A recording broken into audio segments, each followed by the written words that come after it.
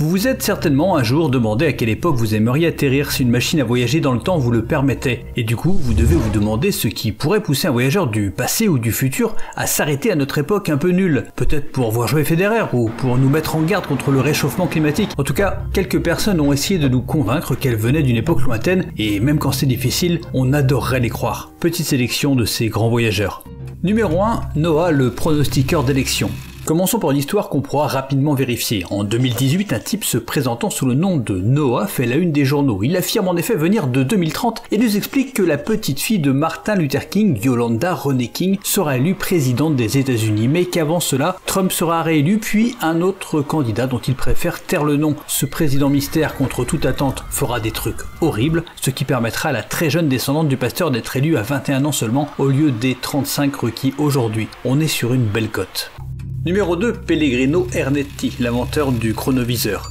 Le père bénédictin Pellegrino Ernetti a manifestement beaucoup de temps libre. Il est moine, musicologue et exorciste. Maire d'Audange et secrétaire général des maires de Gironde. Et le week-end, il travaille sur des projets perso, comme par exemple cette machine qui permet de visionner des événements passés. Grâce au chronoviseur, Pellegrino a ainsi pu écouter et retranscrire la représentation en 169 avant Jésus-Christ d'une tragédie d'Ennius qu'on croyait perdue, ou suivre les discours passionnés de Cicéron devant le Sénat romain en 63 avant Jésus-Christ. Depuis le décès de son inventeur en 1994, on n'a plus de nouvelles du chronoviseur, mais on raconte qu'il est planqué dans les caves du Vatican, dans la même pièce que le Graal ou la pierre philosophale certainement. Numéro 3, Håkan Nörkvist, le plombier temporel. En 2006 apparaît sur les réseaux une vidéo où un Suédois, un certain Håkan Nörkvist, nous raconte une histoire étonnante. Alors qu'il essaie de réparer une fuite sous son évier, Håkan trouve un passage dans lequel il s'engouffre jusqu'à arriver à un endroit lumineux où il peut se tenir debout. Et là il tombe nez à nez avec la version de lui-même âgé de 70 ans environ. Il se filme pour en garder une trace, passe finalement une bonne journée en 2046 et revient nous raconter tout ça. Il s'est avéré que cette histoire était le cœur d'une vaste opération marketing pour AMF, un assureur. Cette histoire déviée de toute façon, on n'y a jamais cru. Numéro 4, les fantômes du Trianon. Si vous ne voyagez pas dans le passé, laissez le passé venir à vous. C'est ce qu'auraient fait ces deux Anglaises. Charlotte Anne Moberly et Éléanore Jourdain se promènent à Versailles en cette chaude journée d'août 1901. En cherchant le petit Trianon, elles se sentent oppressées, rencontrent des gens étranges et se retrouvent dans une espèce de fête. Il leur faudra quelques jours pour prendre conscience que tous ces gens étaient en fait des fantômes et plus d'un an pour réaliser que la scène à laquelle elles ont assisté s'est en fait déroulée le 5 octobre 1789 en présence de Marie-Antoinette. Celle-ci aurait-elle laissé des reliquats de mémoire sur place qui seraient ressortis par le temps orageux de ce jour de 1901? Le mieux, c'est d'aller voir par vous-même à Versailles.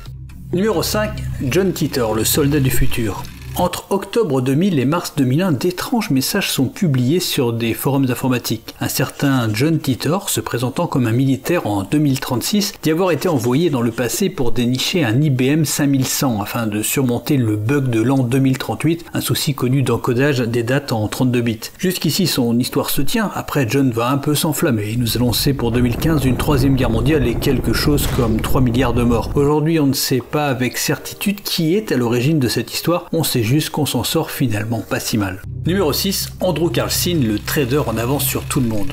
En 2003, on rapporte l'arrestation d'un certain Andrew Carlson, un trader qui aurait en effet enchaîné 126 opérations toutes fructueuses, portant une mise de départ de 800 $ à un pactole de 350 millions de dollars. Ça ressemble à un monumental délit d'initié, mais l'intéressé se défend en expliquant qu'il vient du futur, qu'il a traversé 2 siècles pour valoriser les tuyaux qu'il avait, et qu'il peut nous donner le remède contre le sida ou la planque de Ben Laden si on le laisse partir. Pire défense du monde. Au final, un type viendra régler sa caution et on ne le retrouvera jamais. Et pour cause, tout indique que cette histoire est à la base d'une fiction qui, passée d'un journal à l'autre, est devenue une légende urbaine et donc presque une info. Vraisemblablement, la plupart de ces gens se sont foutus de notre gueule quand ils n'étaient pas eux-mêmes convaincus de la véracité de leur délire. Mais qu'est-ce qu'on peut faire pour convaincre ces gens du futur de venir nous rendre visite? Être plus accueillant, plus courtois, faire davantage de pistes cyclables, baisser le prix des loyers à Paris? Peut-être que notre époque, elle est vraiment nulle finalement. Et puis on peut s'en prendre qu'à nous-mêmes.